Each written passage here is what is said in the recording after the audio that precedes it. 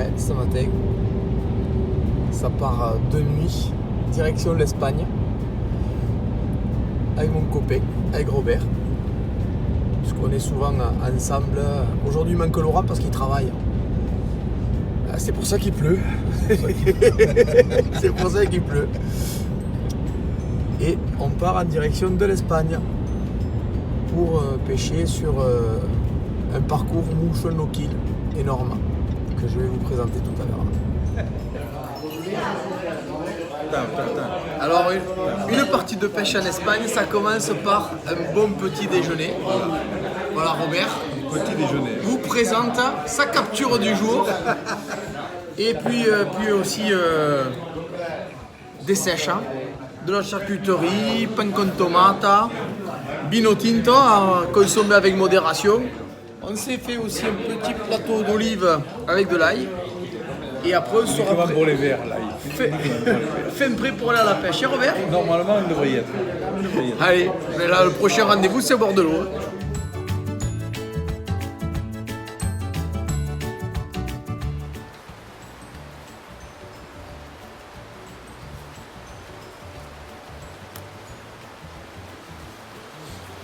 Voilà les parties du parcours sur lequel on va pratiquer ce matin.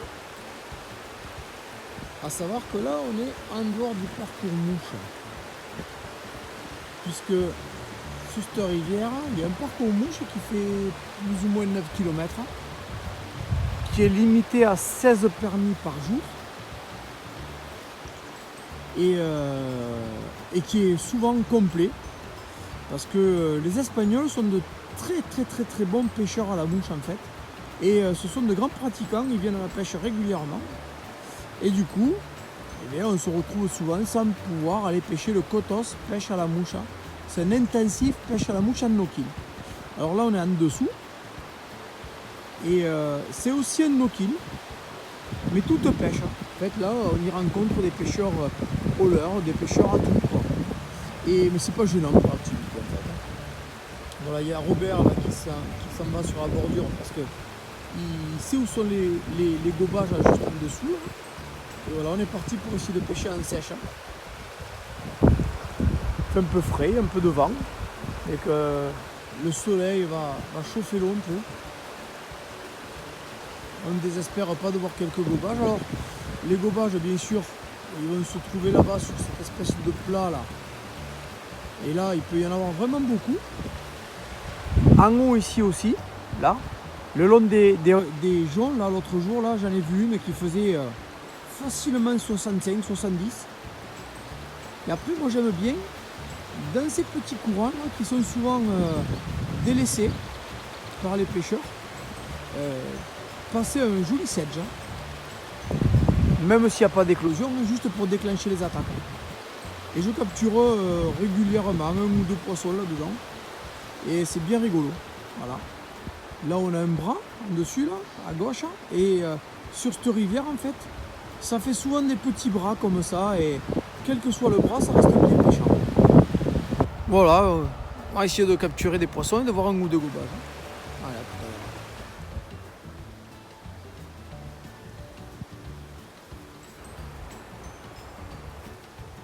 l'heure. Donc pour l'instant, eh bien, on fait chou blanc.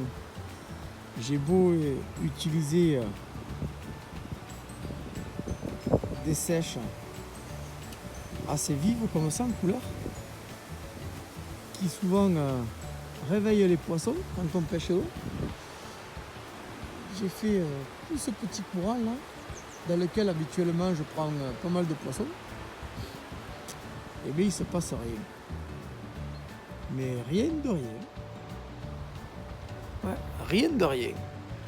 Mais bon, on est couvert comme 4, malgré qu'il fasse un très beau soleil et que la rivière brille bien comme ça derrière, on se gèle. Hein. Il fait vraiment très froid, j'ai les doigts gelés quoi. C'était la première fois de la saison que j'avais les doigts aussi froids. Et je pense que ça ne doit pas être étranger à ce qui se passe rien. C'est déjà midi. Habituellement, les poissons se mettent en place maintenant, là, entre midi et 15h, quoi, 15h30, 16h si on a vraiment beaucoup de chance. Et là, c'est midi. Nous, on a bien mangé ce matin au petit déjeuner. Comme vous avez pu le voir, hein, ça les met vraiment mis... On fait une belle cloche, quoi. C'est vraiment chouette. Et les poissons, eux, ils devraient aller au même bistrot que moi, quoi. Bon, je vais continuer à essayer de prospecter là, par là, dans toutes ces zones-là. C'est encore tôt, peut-être. Ça va se déclencher, mais ça va durer un quart d'heure, 20 minutes. Et comme je viens ici, même mon pote Robert, là, comme on vient vraiment pour pêcher en sèche, ben on reste un peu sur notre felle là pour l'instant. On va voir. Ça peut changer. On a fait monter. Rien et toi? Non plus, rien du tout. Mais misère noire ce matin. J'ai vu un insecte voler Ouais, pareil. et pas un seul gobage. Par contre, le seul insecte que j'ai eu voler, moi il s'est fait dévorer par un oiseau. Ah ouais. Incroyable, hein, mais rapidement. Hein. Et après j'ai fait barrer un poisson là en marchant. C'est tout ce que j'ai eu. Bizarre. C'est bizarre, hein? C'est pleine lune. Peut-être. Ou alors on a trop déjeuné. Bon, alors il faut leur montrer les fesses pour les faire ressortir. Ouais, voilà, on a trop déjeuné peut-être aussi. Mais elles sont... maintenant, elles ne Ouais. veulent plus manger. C'est parti.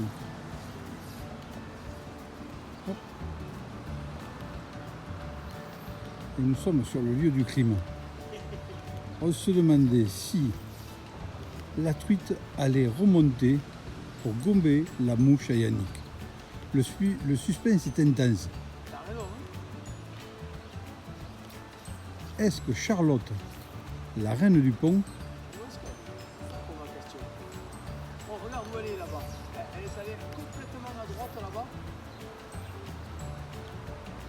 Elle bouge cette truite. C'est pas un gros poisson. Tu vois, c'est pas vilaine, mais en fait c'est pas un gros poisson.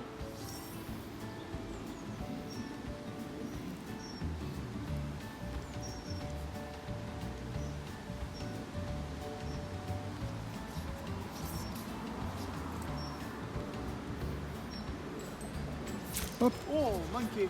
oui, Ok, il y en a une qui a gobé juste là. Ça manque bien quand même, hein, c'est bon. ouais, ça manque bien. Ouais. C'est reparti. Et ouais, il y a des insectes qui sont là. Hein. Les insectes arrivent. Hop, c'est Ah, il est pendu en direct. en direct. Voilà.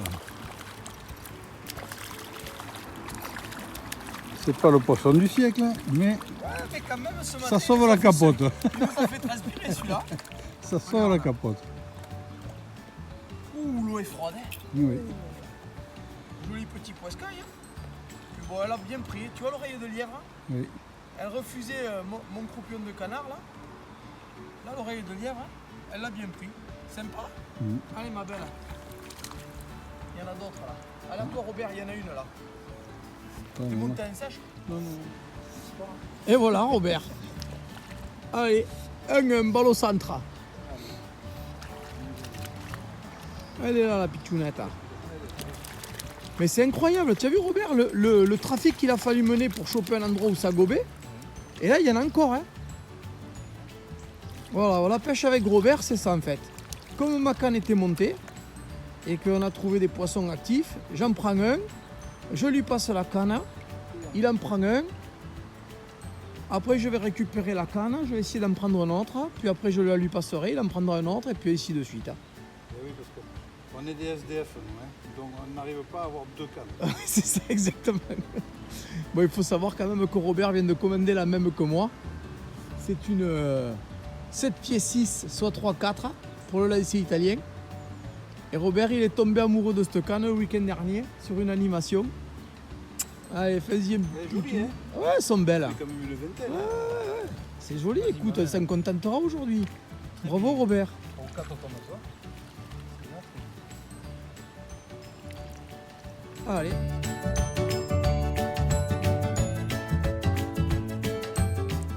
Bon Robert, qu'est-ce qui se passe? T'as chopé l'arbre? Merde. Ah ouais. Méfie-toi parce qu'au pied de l'arbre il y a un trou. Hein. Peut-être on va assister à une mise à l'eau involontaire. Ça serait rigolo. Alors, on vient de changer de coin. Et c'est aussi beau que là où on était tout à l'heure. Et le coup de chance, c'est que là, entre la plaie du pôle là, et ici, là, il y a 7-8 gobages de truites. Hein, et on va essayer de les attaquer. Alors il faut savoir que sur le terre, j'ai un copain qui est guide de pêche.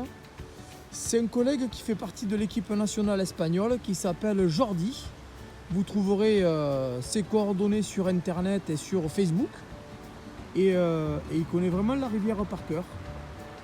Et je pense que s'il y a un guide auquel il faut faire appel si vous venez un jour pêcher le terre, c'est Jordi, puisque je vous dis, hein, il le connaît vraiment par cœur. Et puis en plus, il est dans l'équipe nationale espagnole.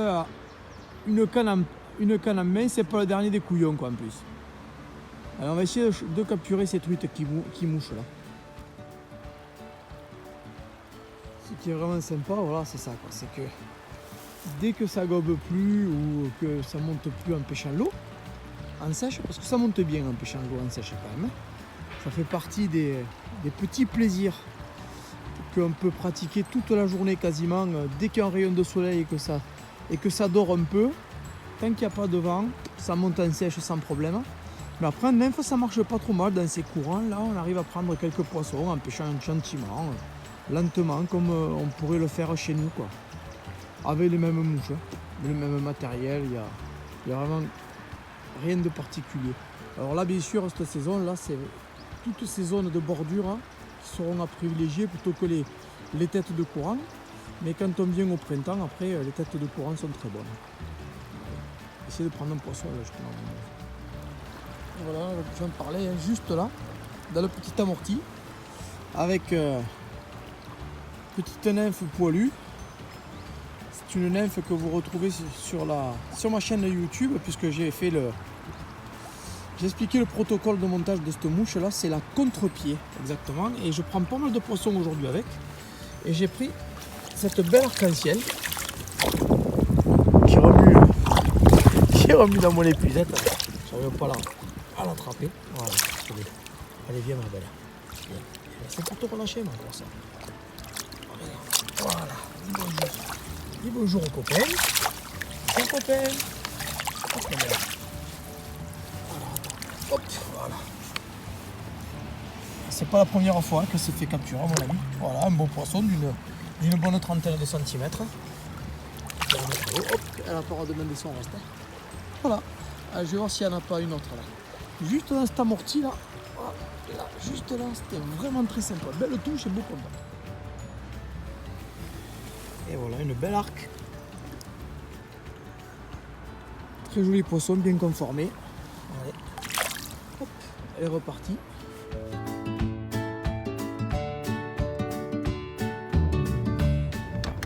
Et voilà, de retour. Sur la route Robert. Sur la route de retour. Ça n'a pas gobé longtemps aujourd'hui. Hein. Non, ça n'a pas gobé. C'est-à-dire qu'il y avait un petit air là qui n'était pas... Ouais, qui arrive des Pyrénées forcément, avec la neige qui est tombée ces derniers jours. Mais bon, tu fais 2 poissons, j'en fais une petite dizaine. Voilà. Bon après moi j'ai un peu pêché sous l'eau quand même, j'ai pas pêché qu'en sèche. Donc je suis allé en chercher qui devait manger au ras du fond. Des belles arcs, quelques farios. Alors là c'est un parcours bien sûr qui est empoissonné. Hein. C'est un parcours hivernal, les Espagnols le laissent ouvert tout l'hiver parce que c'est un parcours sur lequel ils déversent du poisson régulièrement. C'est un peu la même formule que nos réservoirs en France, sauf que là c'est en rivière. Alors on en voit naître quelques-uns en France et on s'en réjouit. Hein. On était l'autre jour sur la Lergue, il y en a un du côté d'Alès. Enfin, c'est vraiment sympa. Voilà, allez je vous laisse parce que Robert a le téléphone qui sonne. Allez à la prochaine pour une autre rivière.